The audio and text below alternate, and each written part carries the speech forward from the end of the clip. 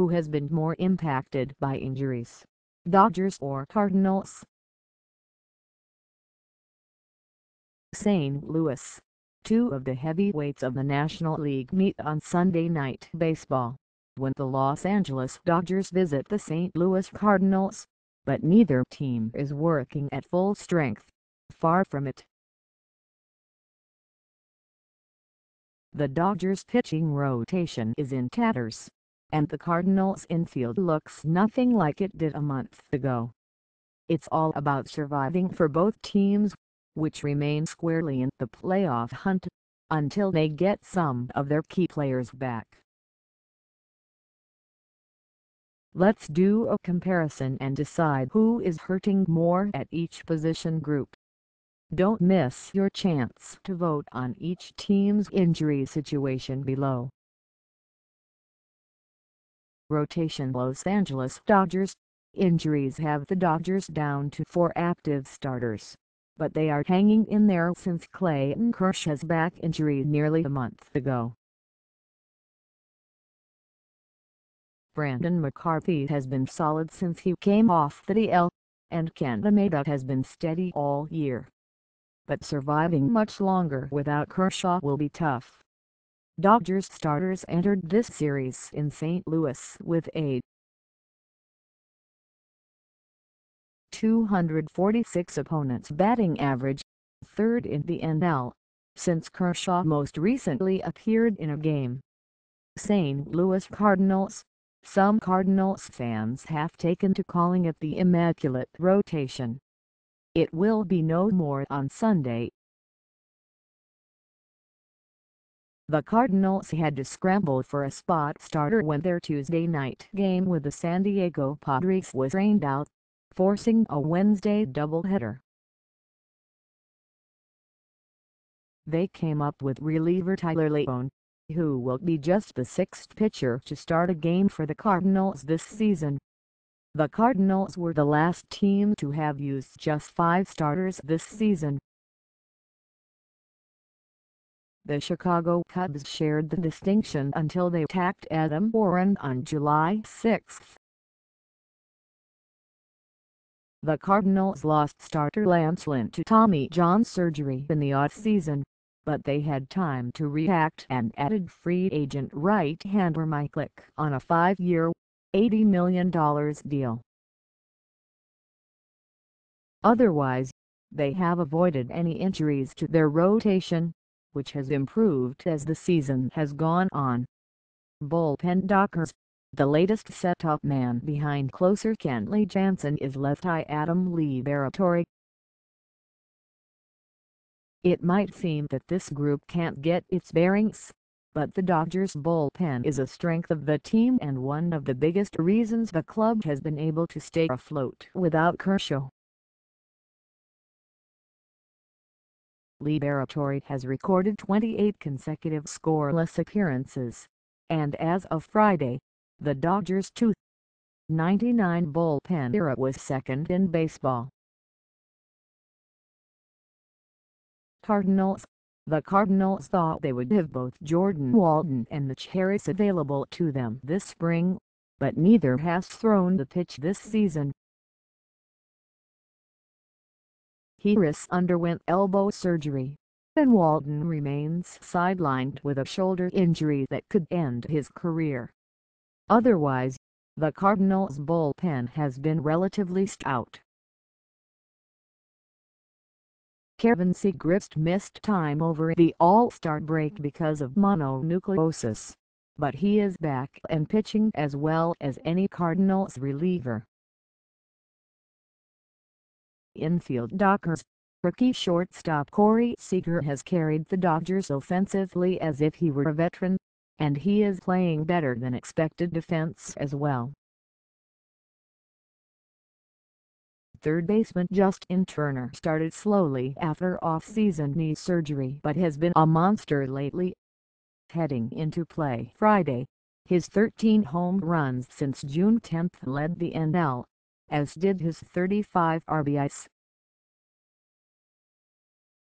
Second baseman Chase Utley has turned back the clock with steady play at second base and has been the Dodgers' primary leadoff man, a spot he did not occupy regularly until this season. First baseman Adrian Gonzalez has traded spurts of key production with some deep slumps. Cardinals. The Cardinals' infield has been in constant flux this season. Part of that is due to the meteoric rise of all-star shortstop Aledmys Diaz, whose arrival forced position switches for Jedd Gyorko and Matt Carpenter. But lately it has been due to injuries. Carpenter Leake strain, who might be the most underrated player in the game, and starting third baseman Gyorko left thumb strain aren't expected back for weeks, which opens opportunities for players such as Jedd Gyorko, Kolten Wong and Greg Garcia. The Cardinals' most powerful left-handed hitter, Brandon Moss, who splits his time between first base and outfield, is out with an ankle injury for about another week. The Cardinals are treading water, but eventually they will feel the loss of their key infielders, especially Carpenter. OutfieldDodgers are expected to be the Dodgers' deepest position. The outfield has seen nothing but injuries, starting with Andre Ethier in spring training. When he broke his leg, he has yet to return. Carl Crawford was injured early and then released. Jock Pederson is just coming off the disabled list after a shoulder injury, and early rookie sensation Trayce Thompson started out hot, cooled considerably and then went to the DL with a bad back. Yasiel Puig has dealt with hamstring trouble. Scott Van Slyke lost a month to a bad back. The steadiest outfielder isn't even an outfielder.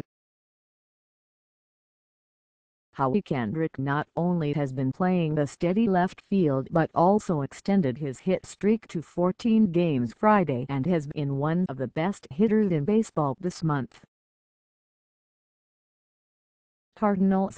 Underperformance from Randall Grichuk has been a larger issue, but Moss' lack of availability has opened the door for Tommy Pham, who missed a month earlier with an injury similar to Carpenter's. Moss is a better outfielder than you might expect, given his lack of speed, but the Cardinals miss his bat a lot more than they miss his glove. Thanks to steady production from Stephen Piscotty and adequate power from Matt Holliday, the Cardinals have been in pretty good shape in the outfield. Catcher Dodgers. Yasmani Grandal is finally starting to look healthy after off-season shoulder surgery. In July, he has reached base safely in 13 of the 15 games in which he has played. At the start of the series, his 13 home runs were tied for the most by a big league catcher and he was 7th in slugging percentage, at .434. Grandal's productive play has cut into the playing time of A.J. Ellis, who has caught 11 Kershaw starts this season but only 26 by all other starters combined. Cardinals. The Cardinals thought they had figured out a way to get Yadier Molina more rest than they signed veteran backup Brayan Pina to a 2-year, $5 million deal over the winter. It hasn't worked out as planned. Pina injured his knee slipping on a wet dugout step in spring training and has been limited to 4 games played. As a consequence, Molina has started 83 of the Cardinals' 96 games, an absurd total for a catcher in today's game. Pina remains in Florida and is considered weeks away from returning. but it's hard to imagine manager Mike Matheny suddenly trusting journeyman minor leaguer Alberto Rosario to spell Molina on a regular basis. Bench Dockers. By carrying 8 relievers for most of the season, the Dodgers bench has been short but busy because of the injuries all over the roster. Thompson found his way off the bench to start for a stretch that lasted more than a month. Van Slyke is starting to get more time now. Infielder Chris Taylor has delivered in limited playing time since being acquired in a trade with the Seattle Mariners. Because there are fewer bodies on the Dodgers bench, all reserves have defensive versatility. Kendrick and Van Slyke can play both infield and outfield. New arrival Austin Barnes can catch and has played some second base too. Cardinals. The Cardinals had one of the deepest, most powerful benches in baseball when their regulars were healthy. Now, with Garcia, Gyorko and Mac Adams starting most nights, Matheny has few palatable options at his disposal to pinch hit or play defense late.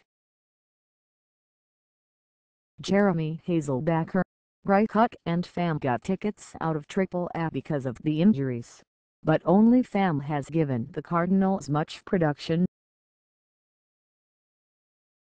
The power has disappeared from Matheny's bench, which means his late-game decisions often don't look as smart.